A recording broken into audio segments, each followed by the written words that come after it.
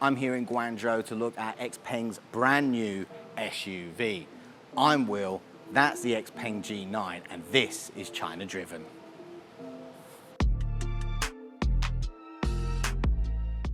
So we already know that the G9 is using an 800-volt architecture, and Xpeng say that the G9 will be able to charge from 10 to 80% in as low as 15 minutes. They claim it's the fastest charging mass-produced EV on the market. According to Xpeng, the G9 is supposedly coming with two batteries, a 78.2 kilowatt-hour LFP pack with an energy density of 130 watt-hours per kilo, as well as a 98 kilowatt-hour lithium-ion pack with a higher 160 watt-hours per kilo energy density. The 98 kilowatt-hour lithium-ion pack is going to be able to use the new 480 kilowatt charging, giving around 200 kilometers CTLC range in 5 minutes. What sorts of charging speeds the LFP pack will achieve, we aren't really sure yet. Now, the overall styling of the G9 definitely follows that of the P7 a lot more than the P5. Of course, being an Xpeng, it has a lightsaber running under the bonnet. The headlight cluster is more similar to the P7 than the P5, but larger and more exaggerated here on the G9, as they also house the LiDAR units. The front and overall styling is smooth, compounding the fact it follows the P7's sportier styling over the P5, although the large black grille and lower fascia doesn't stretch all the way to the bottom like the P7. The side is largely a smooth affair with some faux centre lug cyclone styled wheels. The G9 has an extremely flat beltline, while the roof drops into a wide and proud D-pillar, pinching the final window with a suggestion of a sportier dropping roofline without the actual drop. Now, it comes with soft closed doors and of course the obligatory pop-out handles. The LED taillights just wrap around the back corner.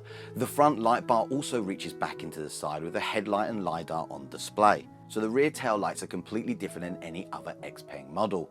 In addition to a solid bar of light, it has some patting in the center. It's definitely different.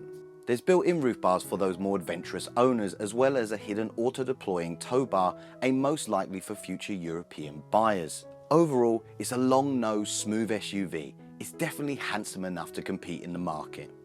Now, the G9 comes with 405 kilowatts and 717 newton meters of torque. Now, Xpeng hasn't released the exact acceleration times, only saying that it will do 0 to 100 in less than 4 seconds. In terms of performance, we won't know much until we get a chance to drive it. What we do know is Xpeng obviously has a big focus on its ADAS suite. The G9 comes with 31 sensors, including 2 LiDAR and 12 cameras. It runs dual NVIDIA Orin X GPUs for 508 TOPS. The ADAS suite ultimately in the G9 is proposed to be a start-to-park system, from driving in car parks and slow-moving traffic, then switching seamlessly to NGP city and highway driving. Now, not all those features will be available on launch, but we do know Xpeng is in the middle of testing the P5 City Steer on public roads right now. Working in combination with that air suspension and CDC, the suspension setup in the G9 is also geared towards comfort, with multi-link suspension both in the front and the rear. According to Xpeng, the G9 can anticipate road conditions using its sensor hardware and software to actively adjust the CDC and air suspension to give a more comfortable ride. Xpeng also claimed the G9 has best-in-class MVH, but we'll have to wait to get behind the wheel to know more. Okay, so let's talk about the dimensions of this G9. Now, a Tesla Model X is 145 millimeters longer overall than this G9, which is 4,891 millimeters. However, this G9 has a wheelbase that is 23 millimeters longer than the Tesla at 2,998 millimeters. Now, the G9 is also a little bit shorter than the Model X by about 4 millimeters at 1,680 millimeters.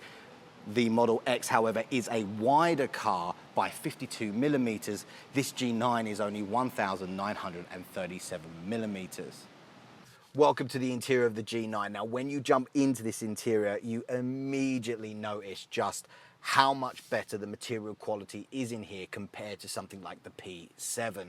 It is a massive upgrade. There's Napa leather in here that is super soft.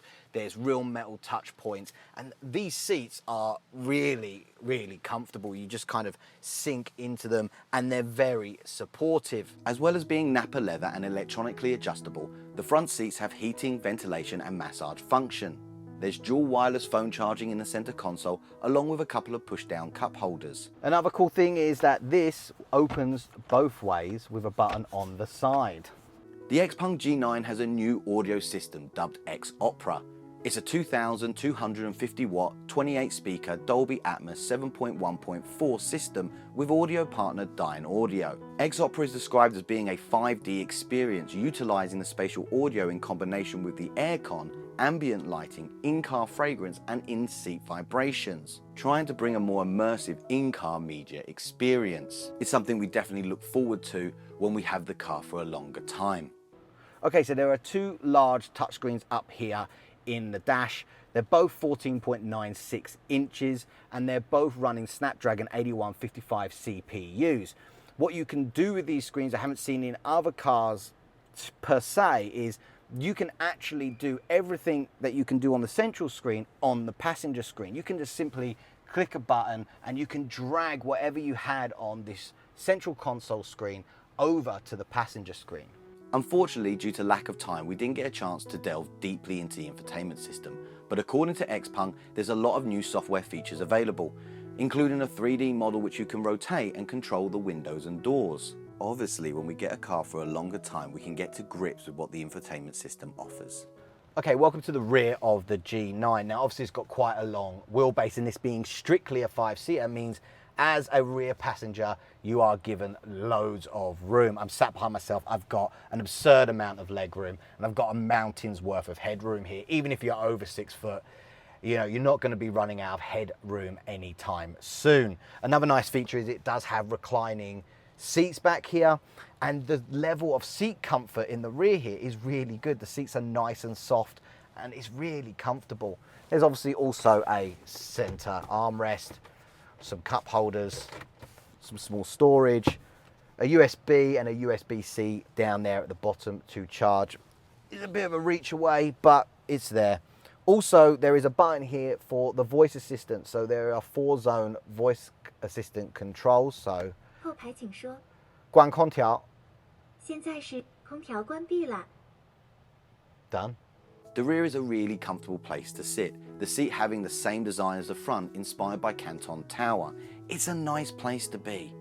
Also, for this passenger over here, there are controls to move the front passenger seat out of the way as well. So with the G9 having a long wheelbase and it being strictly a 5-seater, the boot is massive. In fact, Xpeng say is class leading with 660 litres back here. It's also fairly flat bottomed, and Xpeng say that you'll be able to fit 4 golf club bags in the back of here. In short, the new Xpeng G9 is a handsome, suave-looking SUV. The long bonnet and P7-like styling hinting at its performance intentions. The interior is a step up in terms of material qualities, bringing it in line with competitors offering similar levels of equipment. My only question is this: is there a market in China for a large 5-seat SUV when all other competitors are busy making 3-row SUVs? Obviously, Xpeng thinks so. What about you?